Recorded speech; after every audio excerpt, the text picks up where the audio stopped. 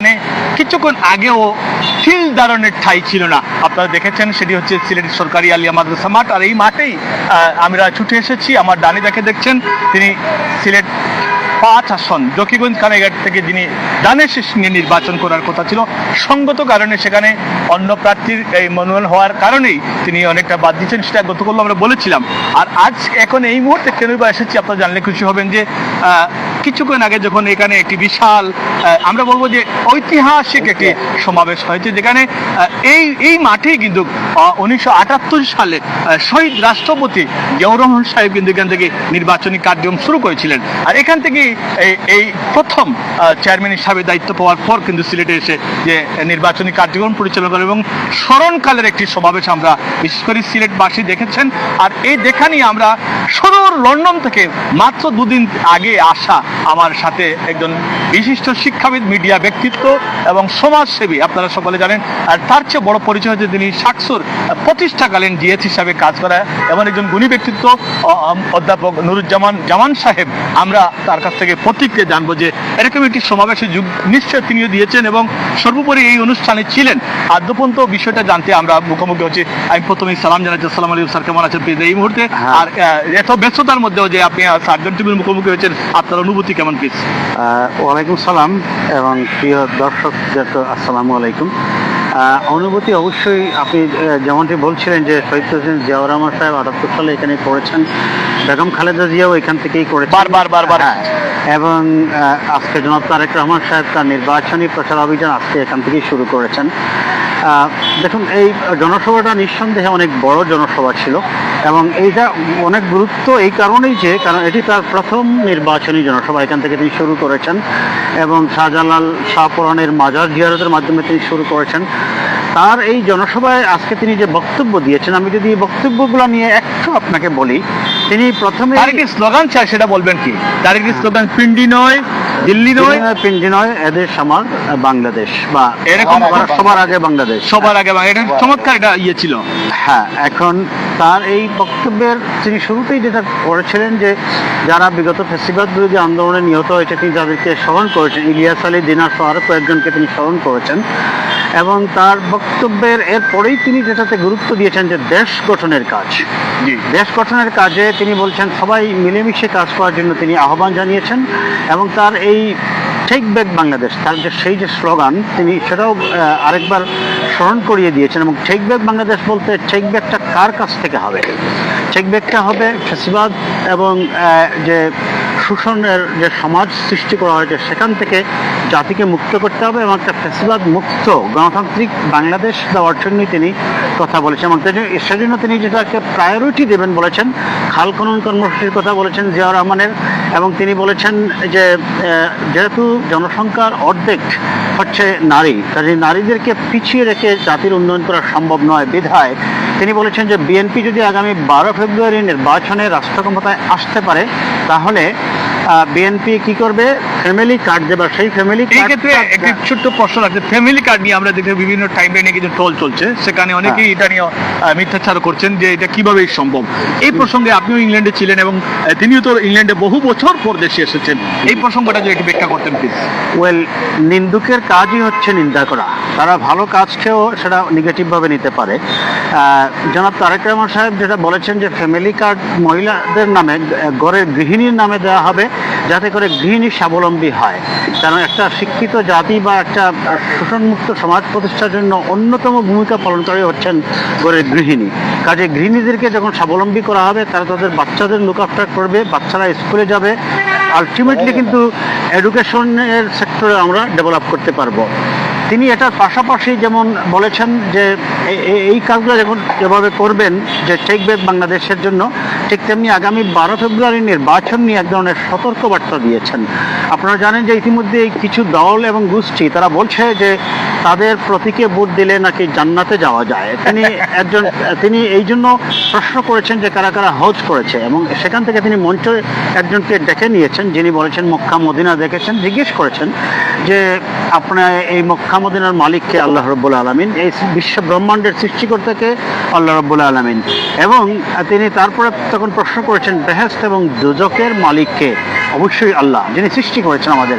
কিন্তু যে দলটি বলছে যে তাদের দলকে ভোট না দিলে জান্নাতের টিকিট কনফার্ম হয়ে যাবে, দিস ইজ কমপ্লিটলি, আমি বলবো যে আল্লাহর একত্ববাদ বা তার সার্বভৌমত্বের সাথে এক ধরনের শিরক বা অংশীদারিত্বের পর্যায়ে পড়ে যায়। কাজে এটা কমপ্লিটলি ইসলামে হারাম এই ধরনের কথা বলাও।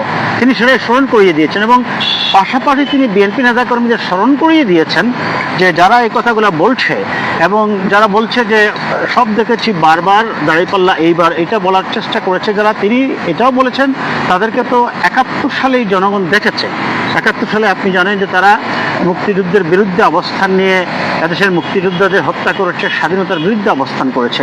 কাজেই এই বিষয়গুলোকে তিনি স্মরণ করিয়ে দেওয়ার মাধ্যমে যে মেসেজটা দিয়েছেন বিএনপির নেতাকর্মীদের কাছে যে আগামী নির্বাচনটা অবশ্যই একটা চ্যালেঞ্জিং নির্বাচন হবে।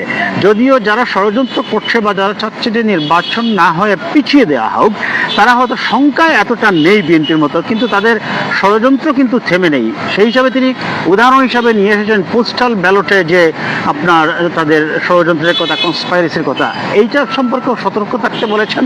এবং সর্বোপরি মনে রাখতে হবে 12 ফেব্রুয়ারি নির্বাচন হওয়া পর্যন্ত শান্তিপূর্ণ পরিবেশ বজায় রেখে এই সকল কনস্পাইরেসিকে বা ষড়যন্ত্রকে মোকাবেলা করেই আমাদেরকে বিএনপিকে এগিয়ে যেতে হবে, সেটাই তিনি স্মরণ করিয়ে দিয়েছেন বিএনপি নেতাকর্মীদের। তাই আজকের এই প্রশ্নটা নিয়ে আমি একটি কথা জিজ্ঞাসা করতে চাই, যে পরিমাণ চিন্তা ভাবনা ছিল যে ভবনে মানুষের টল হওয়ার কথা ছিল, সেরকম কি হয়েছে কি বলে মনে করেন? হ্যাঁ, মানুষ হয়েছে।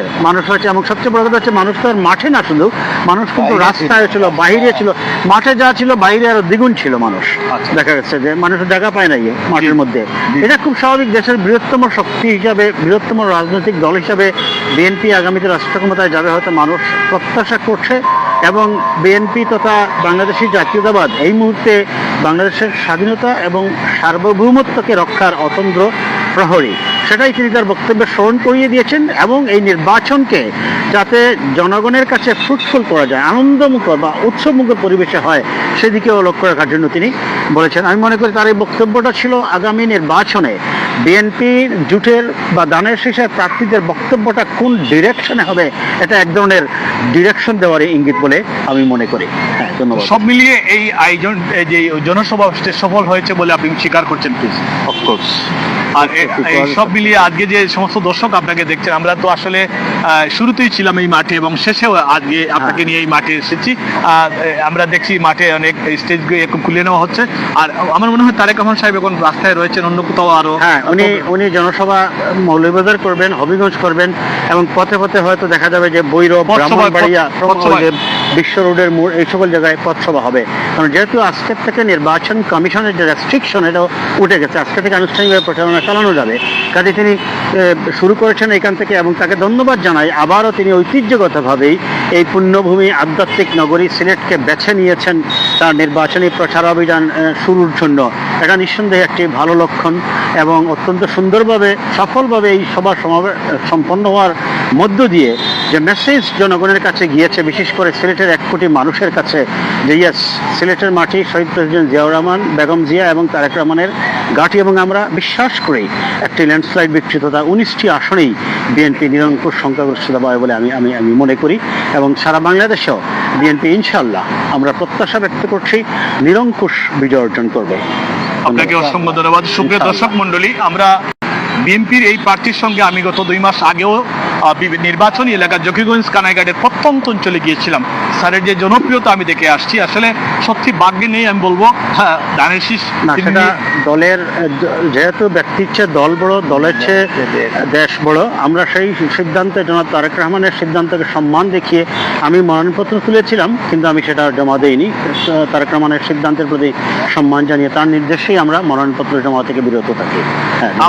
আপনারা শুনতে পাচ্ছেন অত্যন্ত চমৎকার কথাগুলো, যে কি পরিমাণ নির্লোভী। তিনি চাইলে কিন্তু স্বতন্ত্র থেকে নির্বাচন করতে পারতেন, এবং আপাদমস্তক এই রক্তে মাংসে গড়া একজন বিএনপির কর্মী হিসাবে আমি জানি তিনি শাহজালাল বিজ্ঞান ও প্রযুক্তি বিষয়ে যখন মাস্টার্স করে তিনি যখন ইংল্যান্ডে পাড়ি জমান সেখানেও কিন্তু অধ্যাপনার সাথে জড়িয়ে রয়েছেন। এরকম গুণী মানুষ কিন্তু খানেক জকিগঞ্জের মানুষ বেছে নিয়েছিল, কিন্তু সঙ্গত কারণে আজকে জমিয়তের প্রার্থীর পক্ষে কিন্তু কাজ করতে হচ্ছে। আমরা জিজ্ঞাসা করব নির্বাচনকালীন সময় পর্যন্ত নিশ্চয়ই আপনি বাংলাদেশে অবস্থান করছেন এবং আপনি আপনার নির্বাচনী এলাকায় থাকছেন না, আপনি তো সিলেট এক আসনে মকসুদুর ভাইয়ের সাথে কাজ করছেন, বলবেন কি? ওয়েল, আমি সব জায়গায় কাজ করব, খুব স্বাভাবিক, যেহেতু আমি বিএনপি করি এবং 39 বছর থেকে বিএনপি পরিবারের একজন মানুষ, এবং আমি সেই হিসাবে দলের পক্ষে যে কোনো প্রার্থীর পক্ষে আমি কাজ করতে পারি। তবে অবশ্যই যেহেতু আমার নির্বাচনী এলাকা জকিগঞ্জ কানাইঘাটের মানুষের একটা দাবি আছে, প্রত্যাশা আছে, আমি বিএনপি মনোনীত জোটের প্রার্থীর পক্ষে কাজ করব। ইয়েস, আমি তো সেখানেই করব, পাশাপাশি আমি অন্যান্য জায়গায় কাজ করব। আপনাকে অসংখ্য ধন্যবাদ জানাই। সুপ্রিয় দর্শক, এই ছিল আমাদের